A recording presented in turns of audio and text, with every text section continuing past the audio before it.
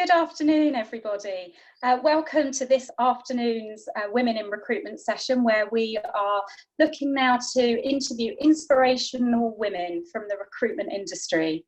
We all know how important role models are. I think all of us have in our lives looked at other women around us to get inspiration from, and looked at other people's stories to help us think about what we can achieve and stretch our own ambitions.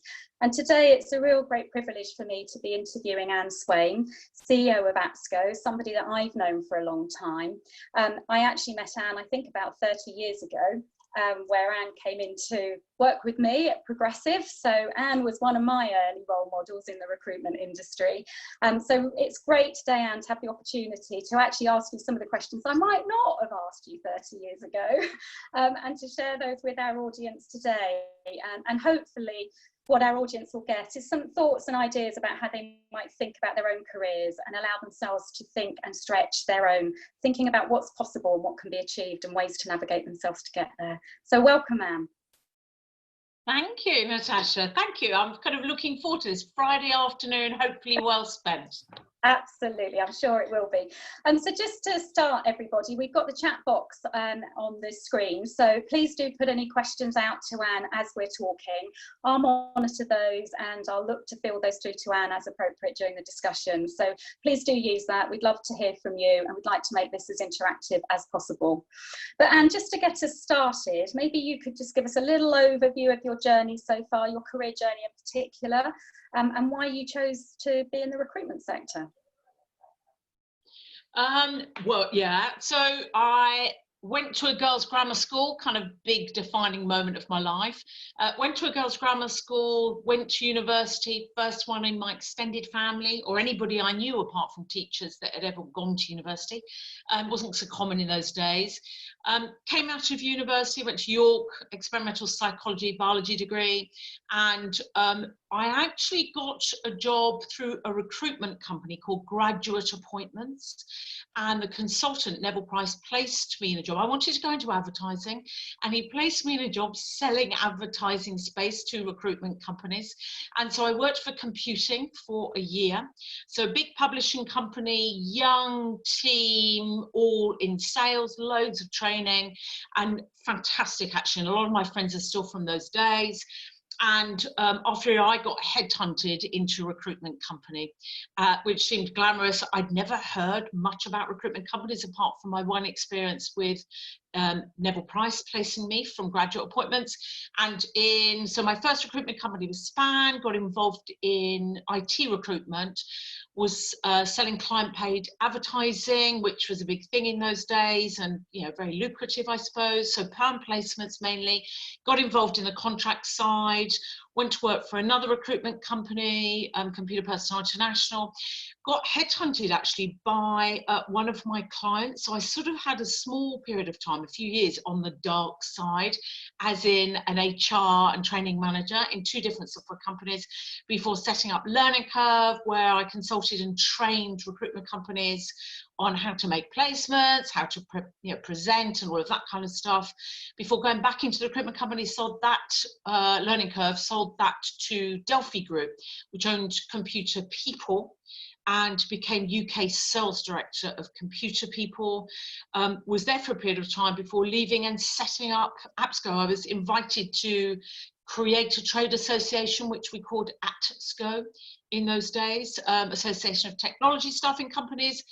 Did that, thought I'd do it for a year, said I'd do it for a year, and it's been 21 years in October, which is a bit of a surprise. Been a bit too busy to find a proper job since. Wow. Potted history. Good journey, Ann. It's amazing. I have to say, I mean, it's really inspirational hearing the stages that you went through. And do you think you ever stopped to think about why you were approached to set APSCo up? Because I think you were very much put forward by a number of prominent recruitment industry leaders. What do you think it was about you that made you the one that people looked to take this forward?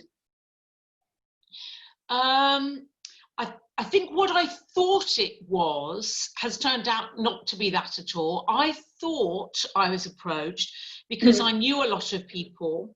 I was trusted because we trained a lot of recruitment companies, especially in the IT market. And I thought the big reason was that I was unthreatening to a lot of, it was a male-dominated market. And if you look at the top of the tree in a lot of companies, still a bit of a male-dominated market. And I thought maybe I was unthreatening and therefore could bring people together. They were all direct competitors. So I thought it was that. And I remember saying that at an APSCo dinner, that I thought I'd been brought in because I was, you know, didn't seem like competition and non-threatening. And then I was told by most of the CEOs at that business I was the most threatening person they'd ever met. And so actually it wasn't that at all. I think it was just I was trusted. So if you train a lot of companies, you get to know the businesses, and no secrets had ever passed my lips to anybody about anybody. And therefore I think that I was a consensus win in the sense that I was trusted by all of those people. So I think that was probably what it is. Threatening, well, it seems I'm more threatening than I realised, but hey. I think that's called a strong personality, and there's nothing wrong with that. Yeah. But it's interesting, that piece around trust. Do you feel that that is something that has been a tool in your toolkit over the years? Because for all of us, I guess it's finding the thing that people are going to rely on you for, or those things that you can nurture about yourself that become who you are, and then how you become known and what people come to you because of. Did you consciously nurture that, or was that something you've only just looked back on and identified? I think I didn't nurture any of those things in the early days. And I think that as you get a bit older and a bit more mature, you start looking back and think, how has all of this happened? And trust is very important to me. Fairness is very important to me. And those two things particularly are something that I recognise that I kind of had, but actually I think, I don't know about playing them, but I recognise that people like that. And therefore it's absolutely vital to me that I am trustworthy, and that APSCo are trustworthy actually, and that we, you know, would never betray a confidence, and I don't. And that I think that I am perceived by my staff and our members as being fair and appropriate. Those are the things. So I think I've nurtured them more latterly. I think I was oblivious to that earlier on, really. And so in terms of advice for other women that are perhaps earlier on in their career, do you feel it's quite important to maybe try and identify those values early on in yourself that become a little bit of who you are, and that the core of who you are, that you can rely and fall back on as you make decisions through time? Yeah, look, I think self-awareness is something that came to me later on, but I think if you can give yourself a head start on being self-aware, and that you recognise what works, you know, that you have naturally and what works for you, then you have an authenticity about you and in some ways your brand.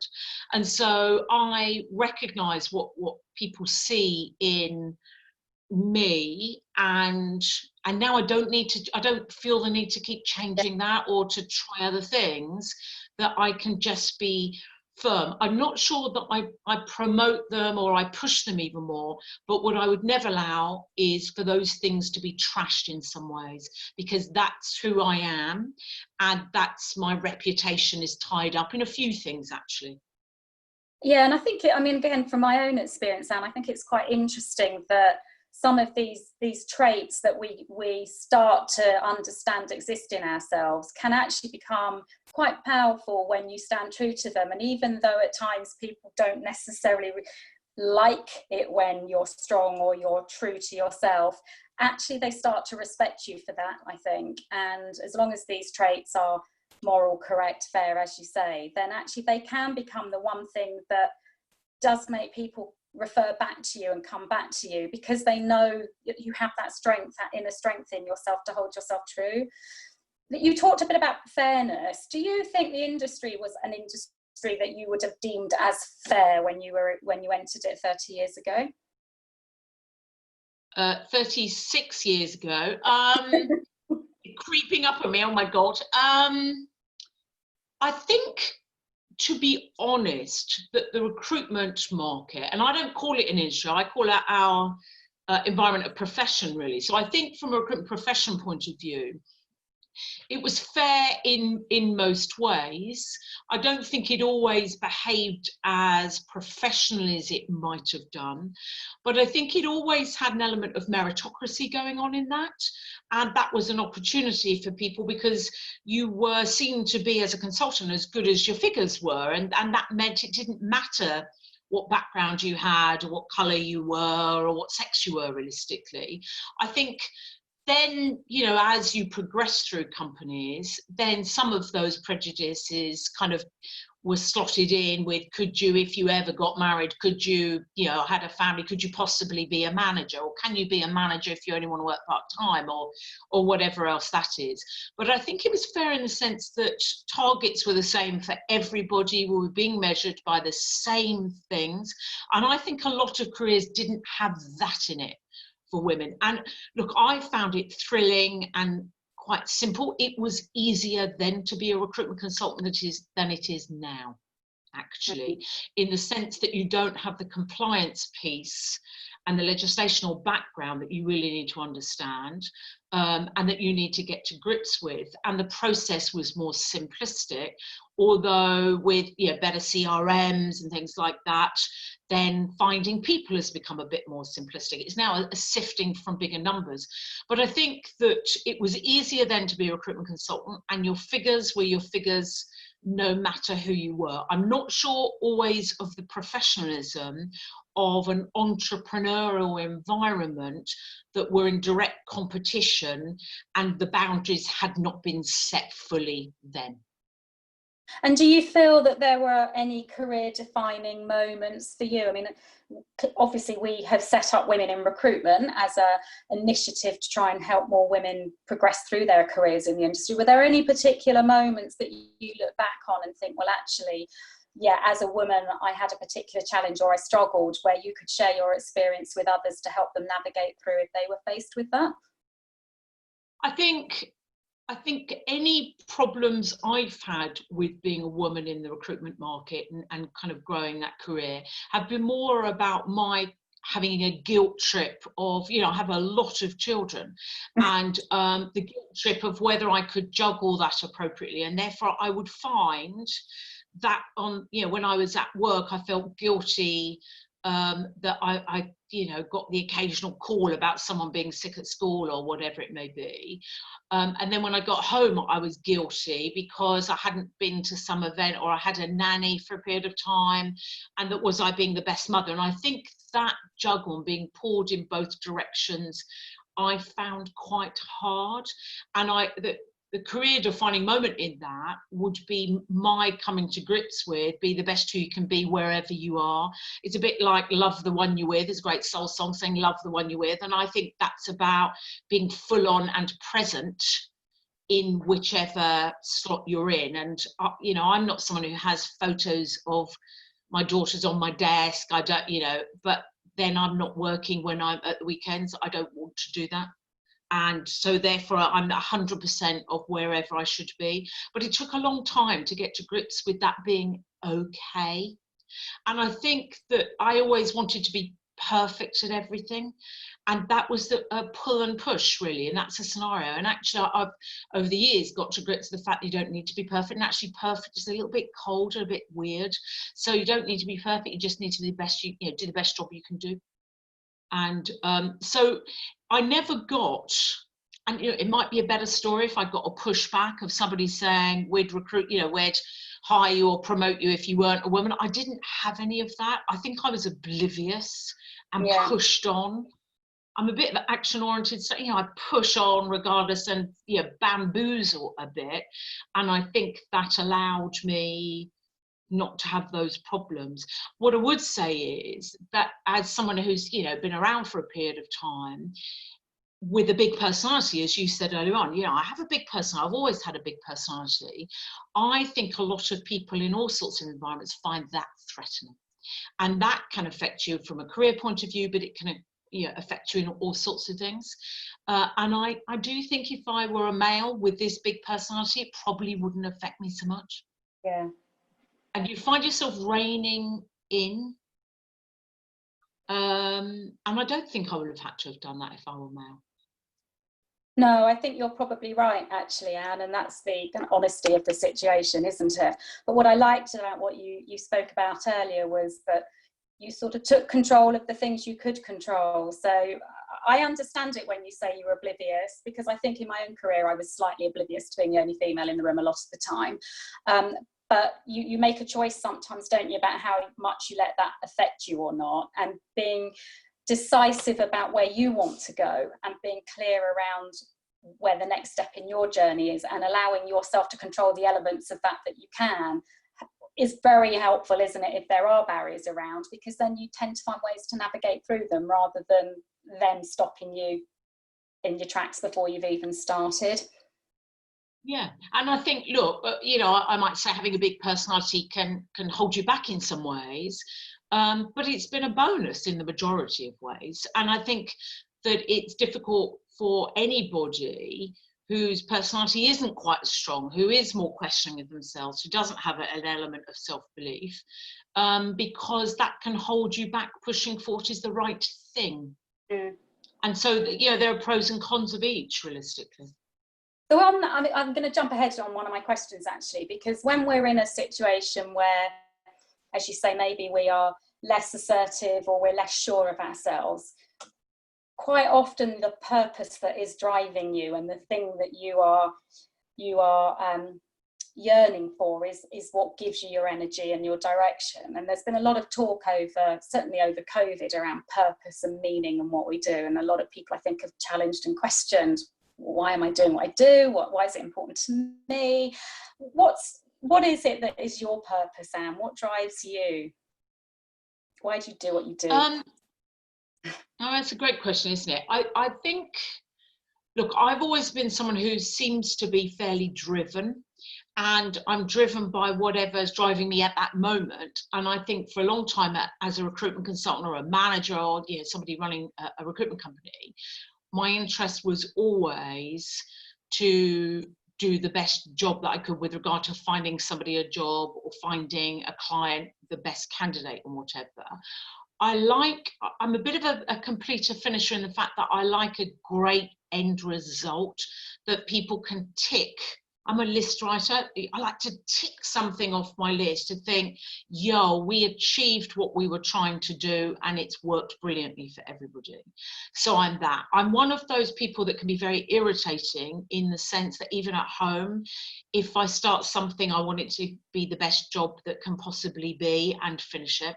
And so I'm sure I can drive my husband mad because he's more laid back than me, and I can't do laid back very well. And so consequently, I'm kind of driven. I have great dinner parties with great food and flower arrangements, whatever, because I like things to be great. The worst thing anyone could say to me is that I didn't try hard at something, or I wasn't bothered. It's not part of my character, that. I think from an APSCo point of view, in setting up APSCo, what did I want to do? I wanted to make a difference. I wanted the world at large to understand the professional recruitment market and the value that we add to the world. And I'm on a mission with regard to that. And so everything that I do and APSCo do is about that recognition, which comes then, the corollary of that recognition is that people get paid more money to do a better job, and that we have higher standards from a career point of view. We attract the best caliber people into that, and that, hey presto, we've created something that counts as a profession. That turns me on every day, actually. It really does, which might sound a bit sad, but it's true. And so I'm pretty driven by that. No, that's great. And it's good to, I wonder if many of our audience have thought about what drives them, and it might be interesting if a few people would be prepared to share any of their thoughts around, particularly over the last few months, what they've thought about their purpose and what it is that's driving them. And I think it's probably an interesting thought to leave the audience with as well, isn't it? Is how do you use your purpose to help you move on through your career journey and to achieve the things you want to achieve? And having that clarity is really important and helpful on the way, isn't it?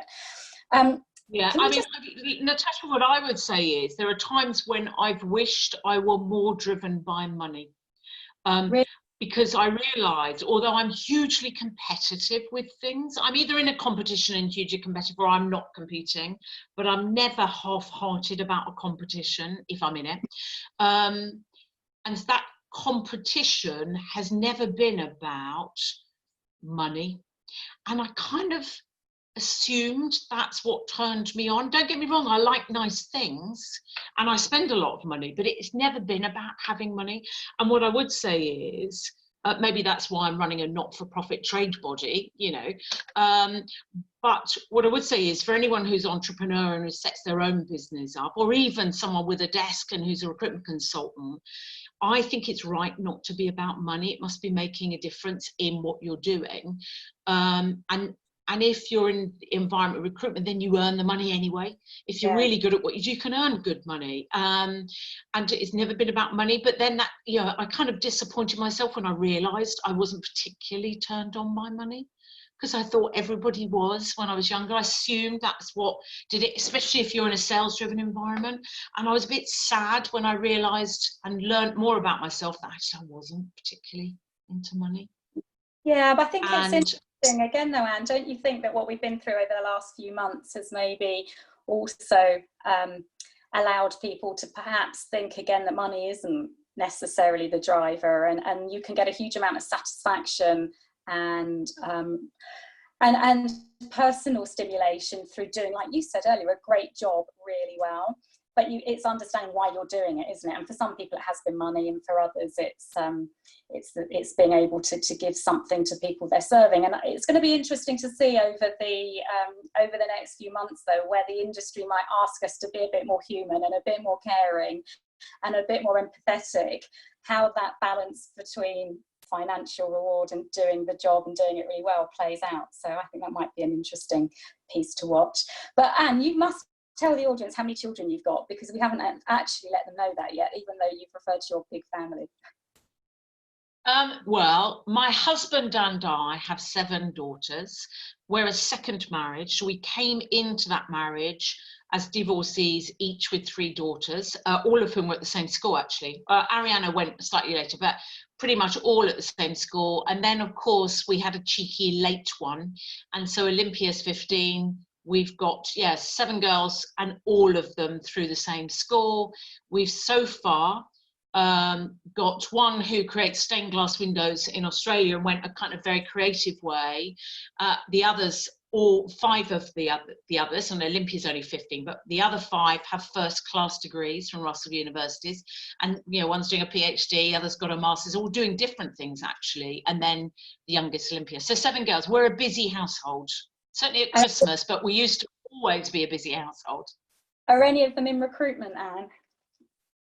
Not yet, but they're all relatively early on, so they're mainly just coming out of university. Ariana only left last year from Edinburgh and is actually a civil servant. She's working for an Under-Secretary of State in Bays, amazingly. So she's the sort of latter one, and the others, there's just a few years in it. I've got a TV producer, a PhD in biochemistry. We've got an art director for an advertising agency, and an accountant. I mean, there's a mix.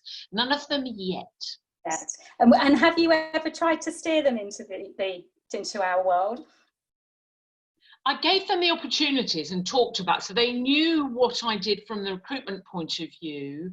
But of course, now that's quite a long time ago, if you think about it, that I've been in mainstay recruitment. I do miss it, I have to say. I love going to one of our members and seeing a board up or looking at the screens and seeing the graphics and give me a phone, give me something. But the reality is, I did talk about it as career opportunities and, you know, what you can do. But at the minute, people are doing different things, but they're early on in their careers, so we'll see. So I guess the bigger question is, would you have encouraged them to go into recruitment had they shown an interest, and what would you have said to them would have been the attractive parts of the work that we do that you felt would be compelling to talk to them about?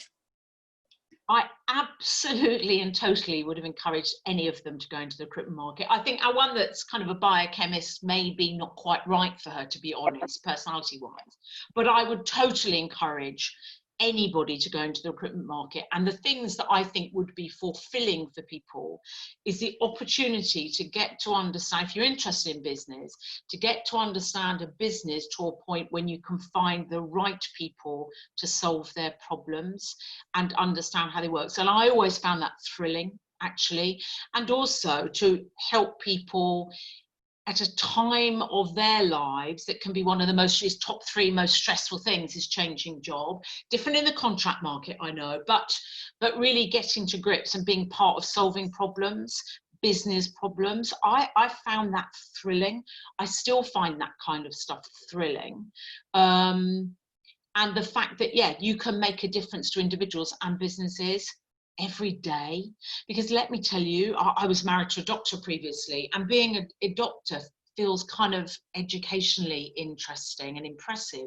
But actually most medicine, if you look at surgeons, most of the stuff they're doing, 90% of it is exactly the routine that they've always been doing, taking your appendix out, whatever. And if you look at airline pilots, you know, I used to have flying lessons, and the reality is flying an aeroplane is very easy, except for the taking off and the landing. The rest of it is actually a bit dull. And yet being a recruitment consultant is frustrating and complicated and taxing. You need a bit of creativity, and you need to keep going with a bit of resilience. But that means there's never a dull day, I think. And most careers have a lot of dull time. They have a lot of that time. You know, 80% of the time will be dull, but you're trained to do the dangerous bits. But in recruitment, it can be dangerous from one minute to the next. So I totally would encourage them. I totally think it's a great opportunity.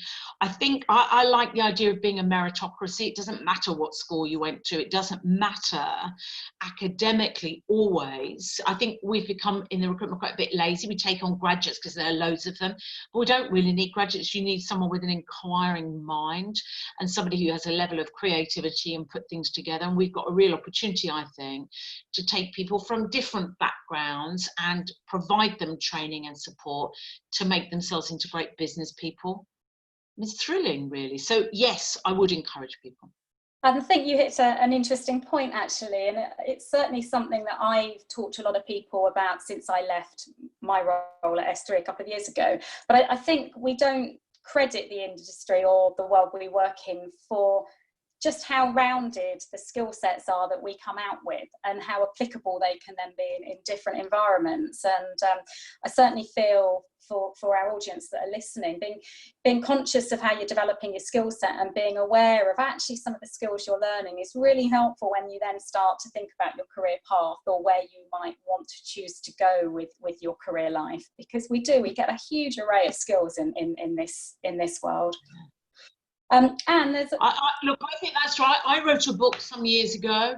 The publishers are trying to get me to write the 3rd edition. And the last line of the book, I remember writing and thinking, phew, I've finished. But the last line in the book, I said something that I can repeat to you now because I totally believe it, that recruitment consultants have a huge range of skill sets that are transferable skills into any other career that you want to do. But why would you change? Why would you need to change? When you've developed those skill sets, you've developed yourself as an individual. Why would you think of changing? And I totally believe that.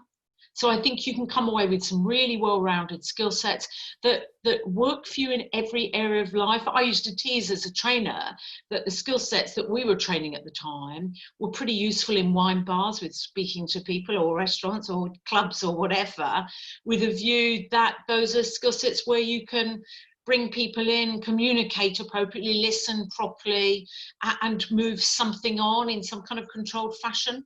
Have impact. I think the having impact thing is something that recruitment consultants learn how to have, and what a great skill set that is. Yeah, thank you, Anne. Got a couple more questions for you, Anne, but I just would like to remind the audience, if there are any questions I haven't yet asked of Anne that you would like me to put to her, please do send them through shortly so that we can make sure we get them in before we finish. But Anne, there's been a lot of talk recently about mental well-being and mental health. We've seen a new initiative set up, Mental Health in Recruitment. We've heard lots of talk from the government around the need to concentrate, with everything that's gone on over the last few months, on well-being mentally. It's also something that through my career journey I found has been mental and physical well-being has been something really important to look after alongside your family and your work and everything else that you're doing. Now, I'm not sure how much time you had to think about yourself with everything else that was going on, but what were the things that you did to make sure that when you came into work, you were strong in yourself, you were fresh, you were invigorated?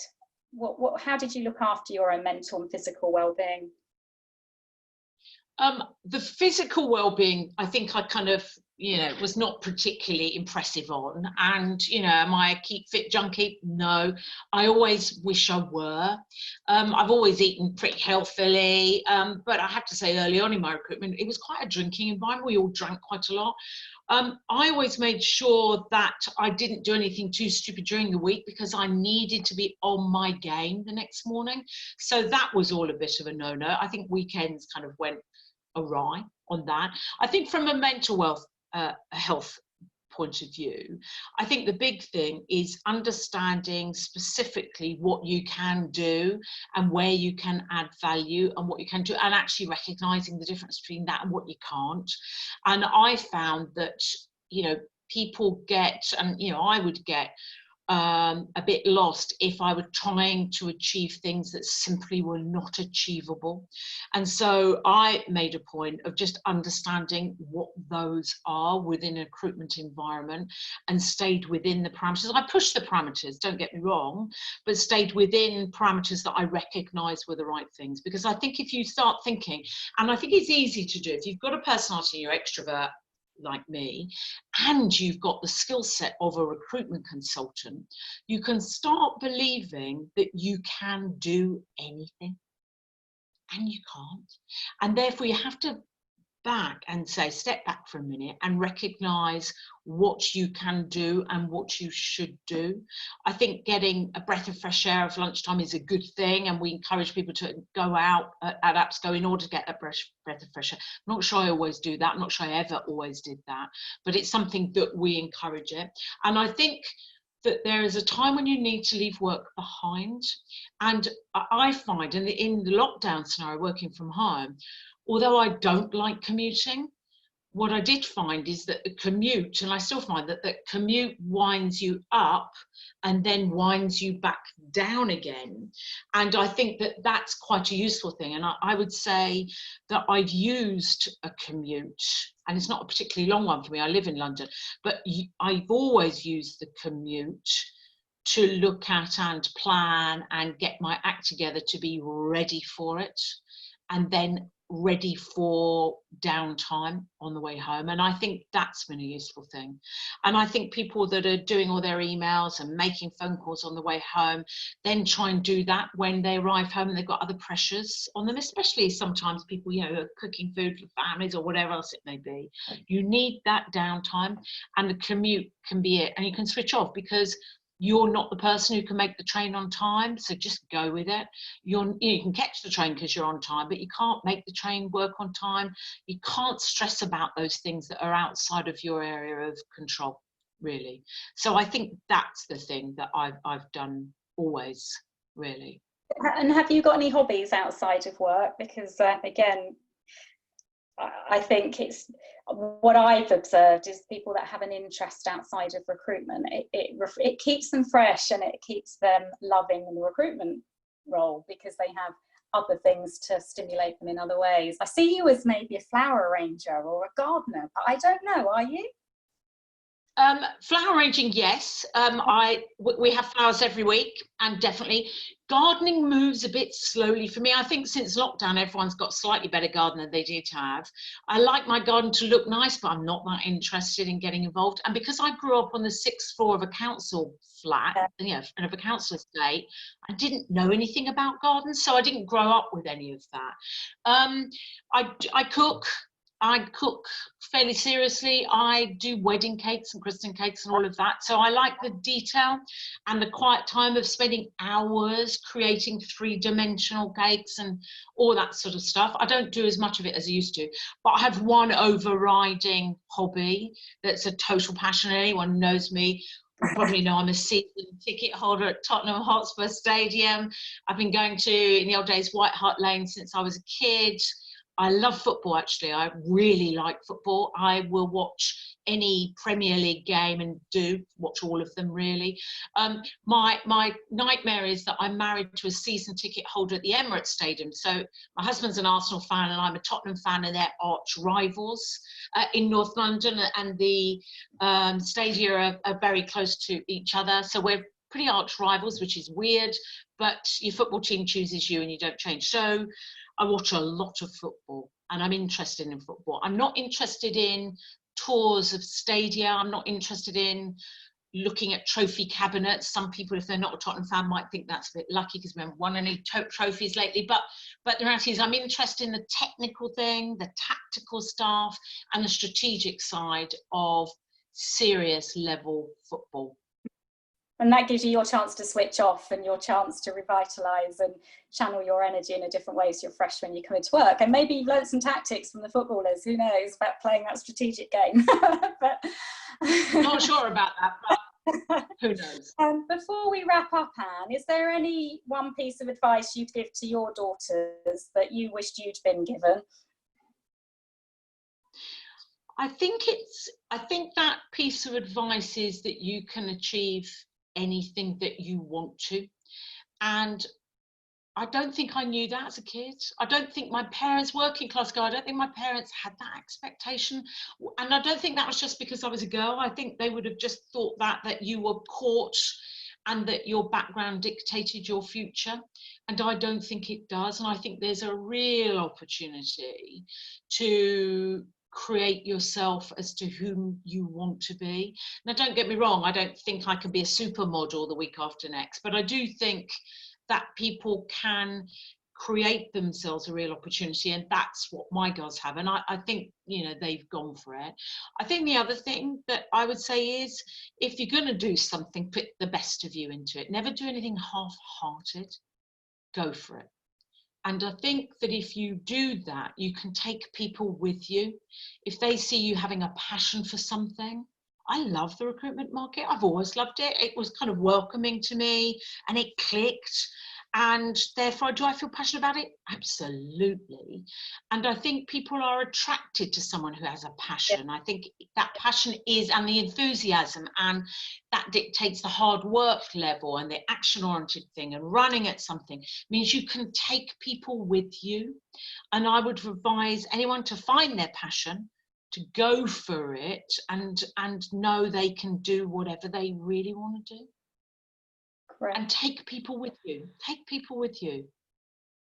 Yeah, and I think some of the things you talked about earlier, so understanding who you are, what your values are, what it means to you, those are all things that help you take people with you on the journey, aren't they? Because they're the things that engage others with you. Anne, we've had a question come in. What do you still feel you need? Well, so what do you feel you have still yet to achieve? Is there anything? Oh God, loads of things. So don't think we've achieved anywhere near. I don't think I've achieved anywhere near what I want to achieve, actually. From an APSCo point of view, I want to take APSCo at some stage to America when the timing is right. It's the biggest recruitment market in the world. We're an international trade body already. I would like to, I've always had an interest in politics. I would like for us to make some big differences. I think the recruitment market can be a catalyst for change with diversity and inclusion. We can be part of that and push it. And I'd like APSCo to push that and be part of that change. my goodness, there are loads of things. I mean, the list is as long as my arm of things that I would like to achieve, but they tend to be tied up with APSCo.